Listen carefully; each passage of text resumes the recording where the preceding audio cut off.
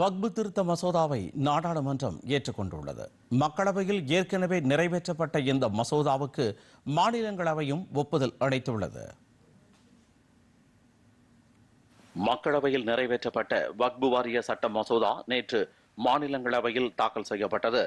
இஸ்லாமிய பெண்கள் மற்றும் குழந்தைகளின் நலனுக்கான நடவடிக்கைகளை மேற்கொள்ள வக்பு வாரிய சட்டத்தில் திருத்தம் கொண்டு வர வேண்டும் என்று சச்சார் குழு பரிந்துரைத்திருந்தது.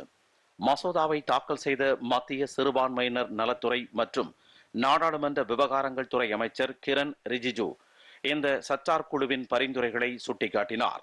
காங்கிரஸ் தலைமையிலான முந்தைய ஐக்கிய முற்போக்கு கூட்டணி அரசு அமைத்த குழுக்களால் வழங்கப்பட்ட அனைத்து பரிந்துரைகளும் புதிதாக திருத்தம் செய்யப்பட்டுள்ள வக்பு மசோதாவில் இணைக்கப்பட்டுள்ளதாக கூறிய அவர், இந்த மசோதாவை காங்கிரஸ் மற்றும் அதன் கூட்டணி கட்சிகள் ஆதரிக்க வேண்டும் என்று கேட்டுக்கொண்டார். இதனைத் தொடர்ந்து மசோதா மீது விவாதம் நடைபெற்றது. இந்த விவாதத்தில் காங்கிரஸ் உறுப்பினர் சையத் நாசர் உசேன் மத்திய அரசு மத ரீதியிலான பிரிவினையை ஏற்படுத்த முயல்வதாக கூறினார். அப்போது குறுக்கிட்ட மத்திய உள்துறை அமைச்சர் அமித்ஷா, எதிர்க்கட்சிகள் தான் மக்களை தவறான பாதைக்கு இட்டுச் செல்வதாக கூறினார். விவாதத்தில் பங்கேற்ற திமுக உறுப்பினர் திருச்சி சிவா மசோதாவை எதிர்த்து கருத்துக்களை தெரிவித்தார்.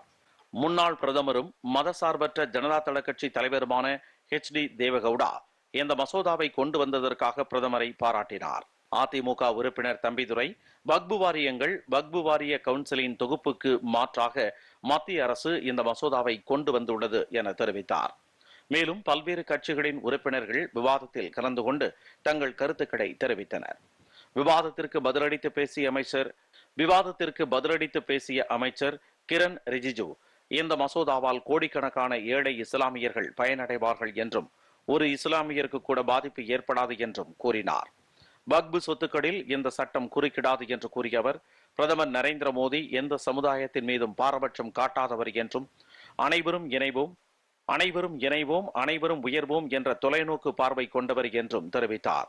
நாடாளுமன்ற கூட்டுக்குழு உறுப்பினர்களின் ஆலோசனைகள் கேட்கப்பட்டு அவை மசோதாவில் சேர்க்கப்பட்டுள்ளதாக கிரண் ரிஜிஜு தெரிவித்தார். சுமார் 12 மணி நேரம் நடைபெற்ற இந்த விவாதத்தின் முடிவில் மசோதா வாக்கெடுப்புக்கு விடப்பட்டது. மசோதாவிற்கு 128 உறுப்பினர்கள் ஆதரவளித்தனர். 95 பேர் எதிர்ப்பு தெரிவித்தனர். இதனையடுத்து மசோதா நிறைவேற்றப்பட்டதாக அவைத்தலைவர் அறிவித்தார்.